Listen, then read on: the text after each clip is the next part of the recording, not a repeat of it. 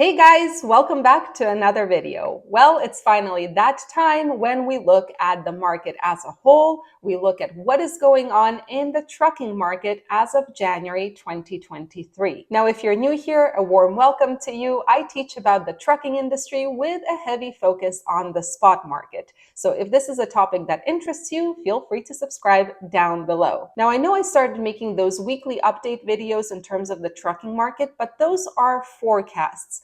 Those are things that will happen in 3 to 7 days from the moment I upload the video. So today we're going to be looking at the general picture, the big picture. What is happening in the freight market this month for flatbeds, reefers, and dry vans. So let's go ahead and look at some numbers. Ready? Let's go. Okay, so we always start these videos with the general fuel prices, right? Or diesel prices. So here I'm comparing January to the month of December of last year, and we can see that diesel prices have gone down quite a bit. Now, this is a gauge from Sonar that I put into my system, and it basically shows you the 52-week high and low. And you can see that in the 52 weeks, it's somewhere in the middle. That is awesome, the fact that diesel prices are going down. Now, just to show you, here is a chart that I do show in my weekly updates, but I want to show it here too. This is the diesel truck stop actual price per gallon. And what you can see is that since around the middle of November, it has gone down quite a bit. And currently we are at an average of $4.67 per gallon. Wow, my board did something very weird there. But basically it's going down, which is wonderful. And this is updated on a daily basis. But now let's go ahead and look at the top 5 most expensive states when it comes to diesel and top 5 least expensive states. Now, some of you have correctly mentioned that when I used to show these most expensive and least expensive states, I was showing you the price at the pump, not considering the diesel tax, the IFTA, right? So in this case, I actually do consider the IFTA tax. So let's start with the price at the pump. The most expensive price per gallon is in California, of course, $5.62 per gallon. And you can see these are the top 5, right? But this is the price at the pump. Then we have to consider what the diesel tax is in each state. Now in California, it's extremely high. So you will see that this is the real price per gallon, which is the price at the pump minus the diesel IFTA taxes or diesel taxes. So in reality, the most expensive state, real price, is Maine at $5.07 per gallon. California is actually number 4 because that diesel tax is so high. So this is just so that you know, this is a good thing to know, good thing to keep in mind. Now let's look at the cheapest states. Now, the cheapest states, I did the same thing.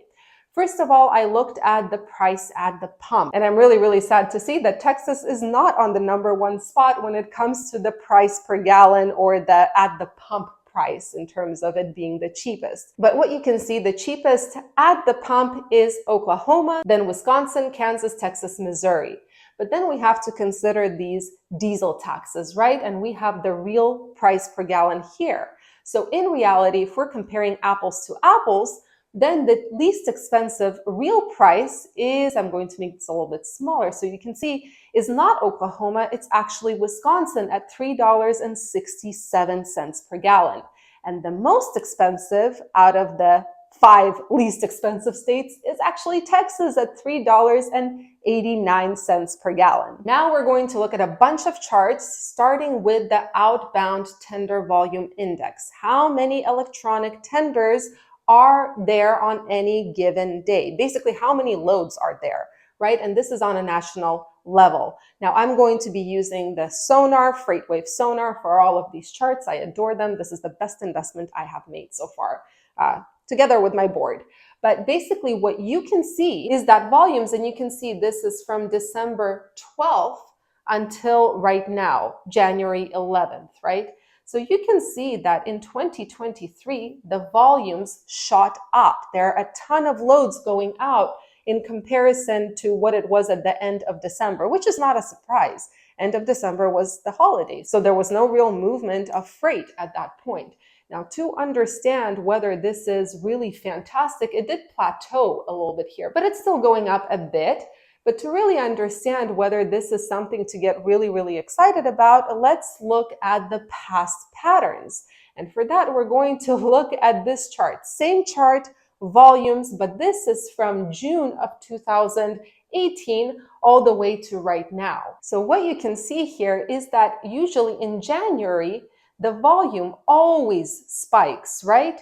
It's always spiking in January. So it's nothing new here. It's actually just a pattern. But you will also see is that volumes in 2023 are basically a little bit higher than in 2019 and 2020, which is, I mean, this is a welcome sign. They're nowhere near what they were in the second half of 2020 or 2021, but they're still slightly higher than they were in 2019. 2018, I don't see what was in January there, but that's a good sign. But the question is, did this higher volume translate into higher load prices? For that, we're going to look at the tender rejection rate, and this is going to be from December 12th until January 11th. And what you can see is that the tender rejection rate spiked towards the middle of December. Now, for those of you who are unclear about what tender rejection means, basically it's when a contract carrier says that they are not going to move the contract freight and it ends up on the spot market. And usually what happens is that the higher the tender rejection index percentage, the higher the spot market prices, right? So we can see that in December, in the middle of December, the tender rejection rate shot up. And since then, it has slowly been trickling down, and it's still trickling down. Currently, it's at 4.69%.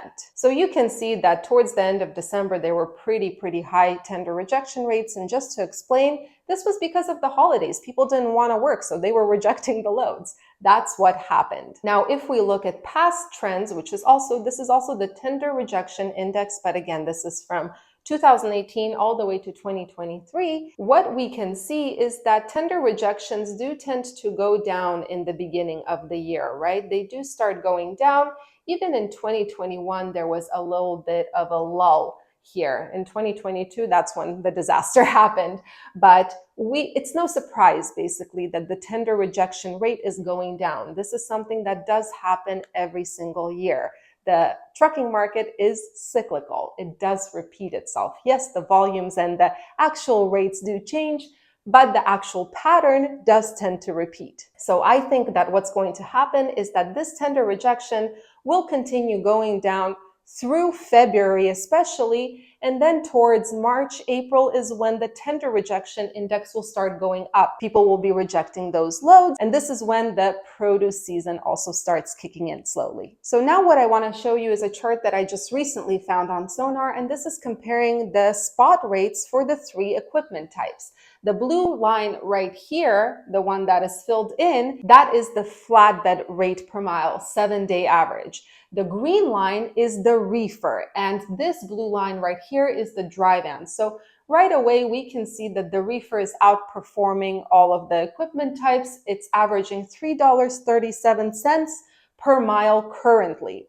On the second place is the flatbed, averaging $3.10 per mile. And the dry van is at the bottom at $2.77 per mile. So this was a really interesting little chart I found. I didn't know it existed, but I'm glad I found it. But now let's talk about capacity. So this is actually something that you guys can access for free on the DAT website. I will leave a link down below for you guys. But basically, this shows us the demand and capacity. This is for a dry van. The darker an area, the tighter the market, which means there are way more loads than there are trucks, meaning that you as a carrier have negotiating power. So what you can see for dry vans is that the market is pretty decent. Oregon and Washington and here in the East Coast, it's not wonderful, but the best places in terms of negotiating power, in terms of ending up in markets where there are a ton of loads and not enough trucks to cover them. Places like Idaho, Wyoming, right here in Nebraska. Now again, capacity does not tell us anything about the rate per mile, right? For that, you have to watch my weekly video where we talk about rates per mile. But this is just showing us where there are more loads than there are trucks. But in general, the market looks pretty good. Now, the next thing we have is the flatbed. Now, I'm not going to show you the load to truck ratio because it's not updated for 2023 yet. But the flatbed demand and capacity, again, the darker an area, the more loads there are, the less trucks there are, which means that the negotiation power is on the carrier side. As you can see, the West Coast, especially California and Arizona, there are a ton of trucks, maybe not enough loads, not a great place to be. Now, right here, Idaho, Oregon, Wyoming, Colorado, and right here, these are places where there are more loads than there are trucks, maybe some more negotiating power. So something to consider. Again, it doesn't tell us anything about the rate per mile, just whether there are more loads than trucks or more trucks than loads, right? Finally, there is the reefer demand and capacity, and it looks pretty good all around in terms of the load to truck ratio. The place where there are definitely not enough trucks to cover the loads is Arkansas, right? But in general, it looks like the load to truck ratio is somewhere between 5.6 and 11.9 on a national scale for the most part. Now, one thing I do have to mention is that this is divided by state, not by market area, right? Because, for example, a place like Grandview, Washington, somewhere right here, is a wonderful place. There are way more loads than there are trucks in the area because no one wants to go from Seattle, a market where pretty much all trucks end up, through Snoqualmie Pass, I believe that's what it's called in this time of year. So there are a ton of loads coming out of places like Grandview, Prosser, Yakima. I hope I'm pronouncing this correctly. So again, this is just divided by state, not market area. Not all market areas within a particular state have a ton of loads. So now that we have looked at facts, figures, numbers, let me tell you about my experience in the market as of January 2023. Now, in terms of rate per mile, it has been a great month so far, both for our dry vans and for our reefers. If you don't know, we got rid of our flatbed in the beginning of the month because we were not able to keep up with the market. We got stuck in the West Coast for 1.5 months, and there was absolutely no way out. There were simply no loads going out of the West Coast. And honestly, the fact that we decided to rent a flatbed instead of buy one when we did was probably the best decision ever because it allowed us to bring that flatbed back in without paying any extra fees and instead rent a dry van, which has been a great decision for this month. Now, at the moment, I keep both my dry vans in the Midwest and I try to run my guys on 1-day loads. These are my business partners. So they will go from somewhere like Minnesota to Iowa, Iowa to Illinois, Illinois to Ohio, Ohio to Indiana, and so on. 1-day loads. And I have been successfully getting a really good rate per mile, over $2.70, with a gross of $1,000 a day. This was very important because when you run shorter miles, it might be a very high rate per mile, but the gross is not there. So $1,000 a day is very important. And so far, we have been averaging around $1,400 a day on our dry vans. Now, on weekends, I will usually send my dry vans from the Midwest to somewhere in Texas, like Dallas, Texas, Houston, Texas, just to cover that weekend. Now, in terms of our reefers, those are operated by our team members, company drivers. So short miles are really not an option here because my guys have to make money as well. But what has worked really, really well is going from the Midwest to the West Coast, places like Utah, Idaho, or somewhere near Grandview, Washington, and going there and back. And what ended up happening is we're averaging around $2.80 with deadhead from the Midwest to a place like Grandview, Washington. And then from a place like Grandview, Washington, we average around $2.40 with deadhead going back to the Midwest. So it works out perfectly. Honestly, this year, I feel like I have a really good plan in place and I'm planning to use calculated strategy from now on whenever I can. Basically, in our company, we try to be extremely picky about where the loads deliver to, and we're always looking at that next load. The other thing is, of course, we're always looking at loads that pay well, over $2.40 per mile at minimum with Deadhead, and loads that average us $1,000 a day gross. So far, it has been working, but this is the beginning or towards the middle of January. We'll see what happens later on, especially in February. Now, unfortunately, on the other hand, even though we've been doing really, really well in terms of load rates, maintenance has been well, I'm not going to say it's been horrible. It's been eating away at our net income. It seems like one truck or another truck keeps getting problems over and over and over. I feel like for the past week, we have been in the shop every single day. It's insane. It's just one of those months. Hopefully we get everything fixed and that will not be a problem anymore. But what about you guys? How has your experience been so far this month? I'm always curious to see your insights, your experiences. So feel free to leave a comment down below. I love reading your comments. Anyway, I hope this video was helpful. I hope you learned something new, and I'll see you guys in the next video.